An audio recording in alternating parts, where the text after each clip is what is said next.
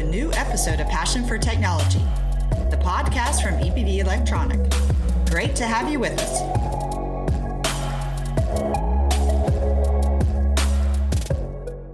Welcome to the Passion for Technology podcast. Today, we're diving into an exciting project that offers a glimpse into the future of energy management.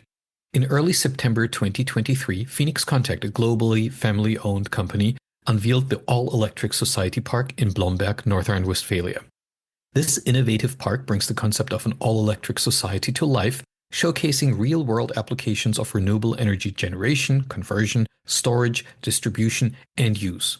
It's a microcosm of our world, complete with electric mobility, smart buildings, transport infrastructure, and production facilities.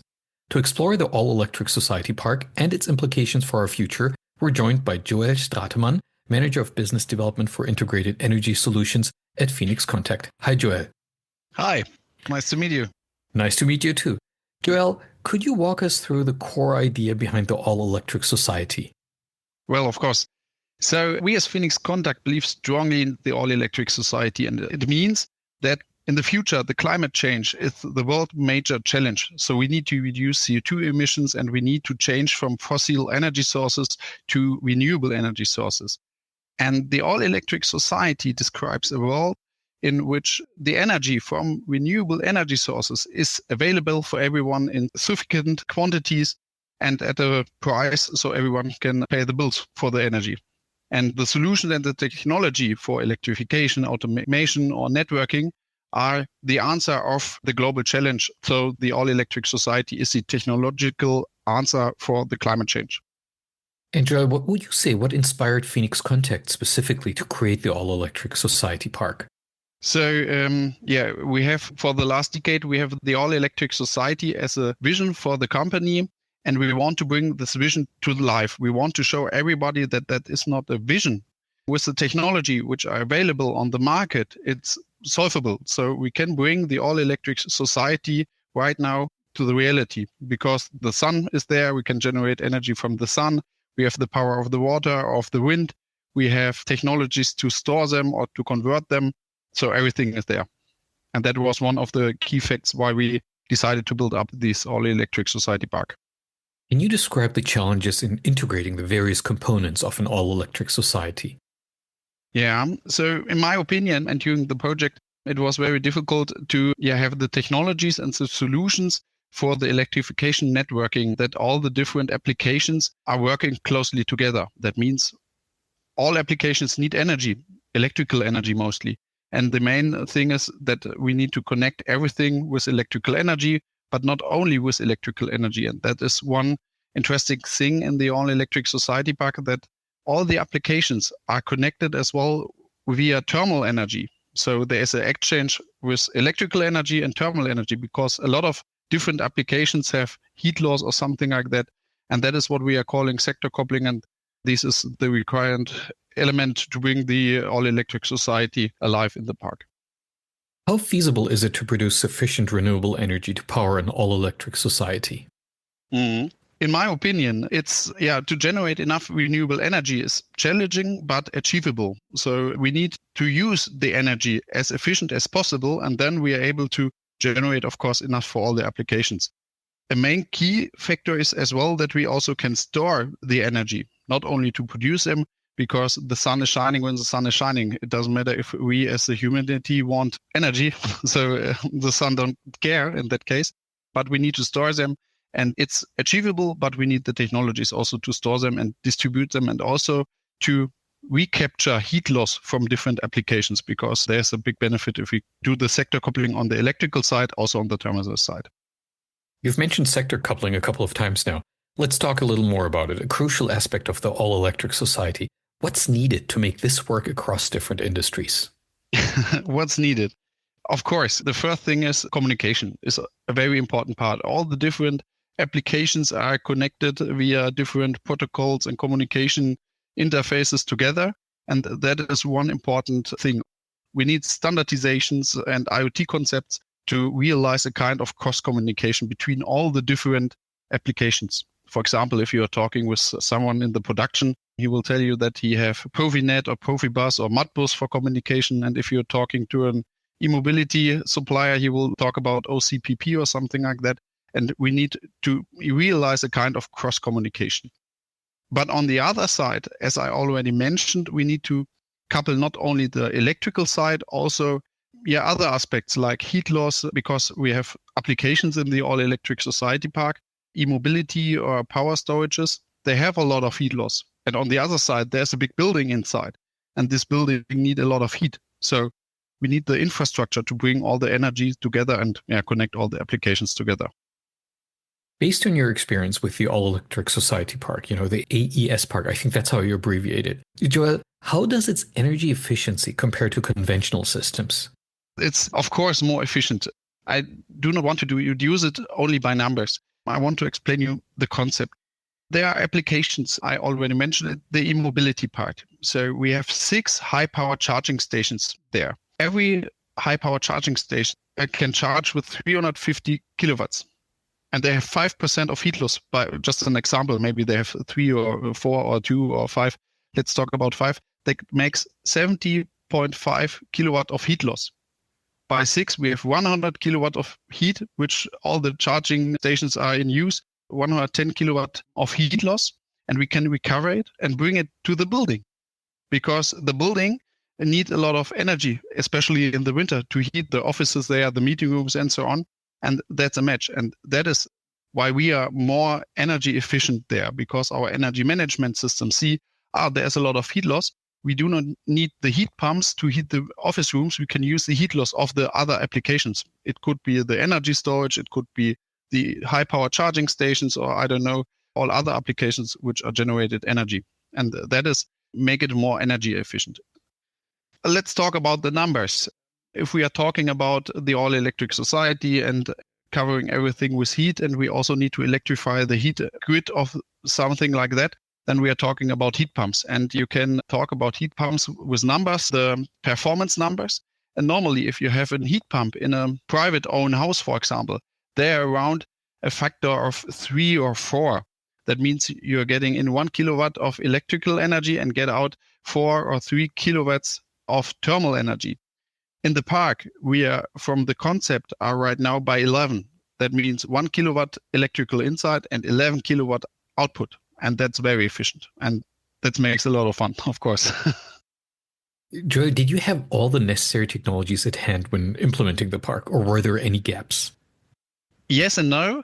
The core components are all available on the market. So you have to know photovoltaic is available, heat pumps are available, storages to convert it in hydrogen are available. Also, battery storages are available. Energy management systems are available. Everything is there. What is not available is the cross communication, and that all the different applications are communicating together and can bring the energy from A to B. For example, if you're talking with a supplier of energy storage and you talk with him about how he can store the energy, he's absolutely fine and he's an expert. But if you talk with a supplier of battery of how we can reuse the heat loss of the energy storage, then it's sometimes a bit difficult, and that is mostly not available. So in your view, Joel, which technologies need the most improvement to make cross-sector electrification economically viable?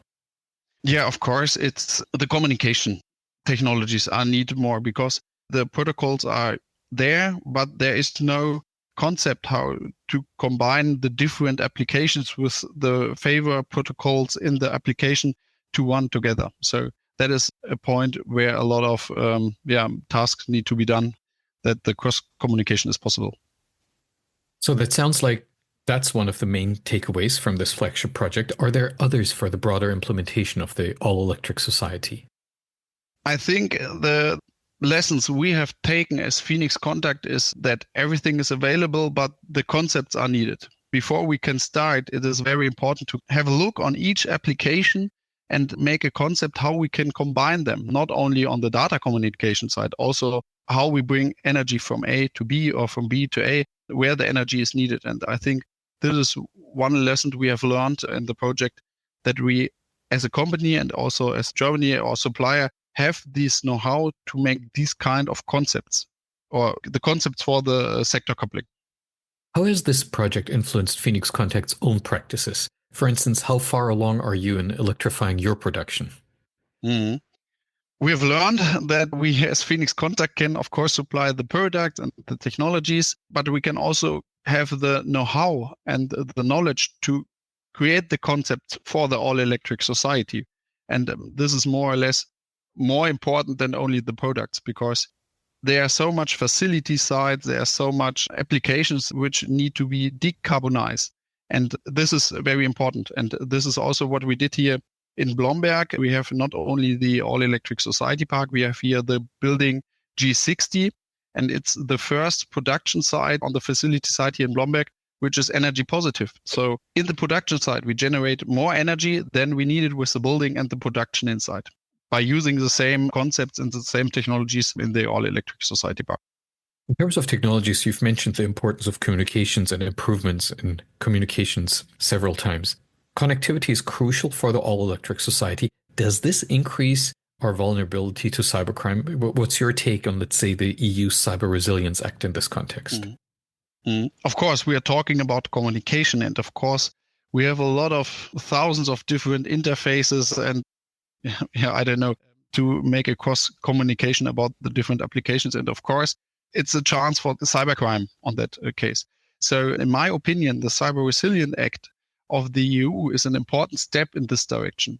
It aims that all the products and solutions on the one side get more safe, but on the other side that we have concepts to have a safe data communication between the applications, and not only during the time where the product's in use, also in the development, so the whole lifetime. And the Cyber Resilience Act is, of course, a big chance for all the suppliers and products and solutions in the market, in my opinion. European industry hasn't fully capitalized on new sustainable energy markets, like e-mobility batteries or photovoltaics. Do you see this changing with society's electrification? And if so, why?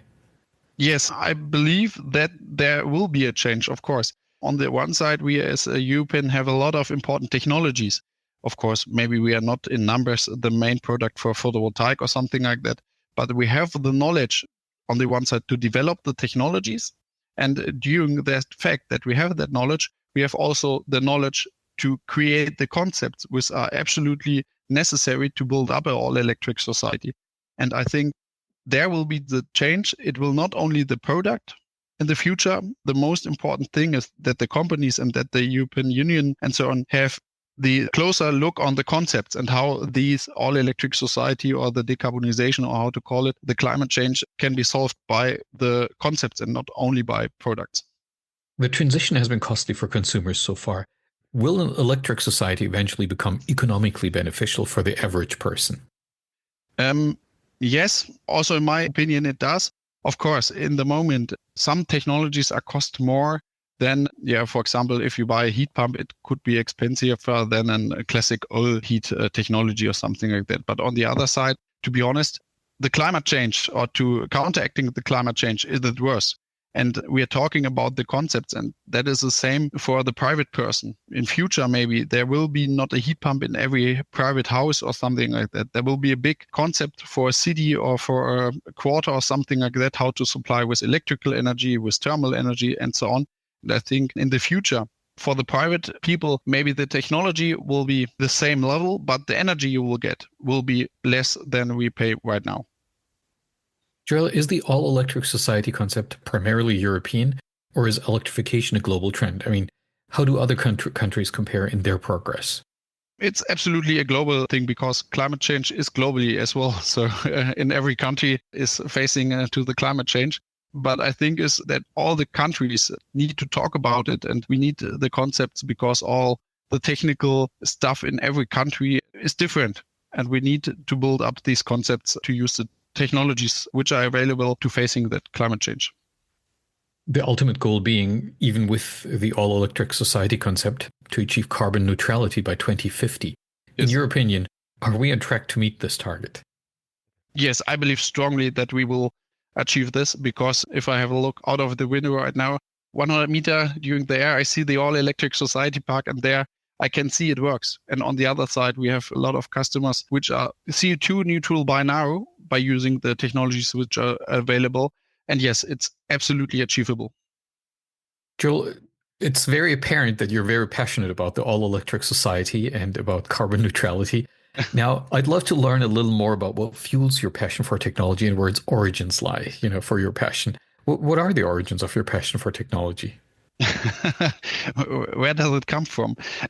I think it started, as I was younger, maybe everyone is starting the answer to the sentence with it. But I'm 35 years old, and as I was younger, there wasn't so much technology right now. And I was very excited to see how technology could change the life and make it much more easier. As an example, as I was young and went to school, I have to go to a phone cell to call my parents to pick me up from school. And I had a prepaid card, and then the mobile phone come, and nobody talks about phone cells, and it's so much easier, or Googling some things you don't know. And I think that is what is for me the exciting thing, that we can use technology to make the life more easier and more efficient, and also to have an answer to big challenges like the climate challenges or something like that. Thank you. Thank you, Joel, for that. And thank you for the insights that you've shared with us today. Dear listeners, as always, you can find more info in our show notes. Please feel free to subscribe to our podcast, Passion for Technology, on either Spotify, Apple Podcasts, or any of the other popular podcasting platforms. Joel, thank you for joining us today. Thank you for today.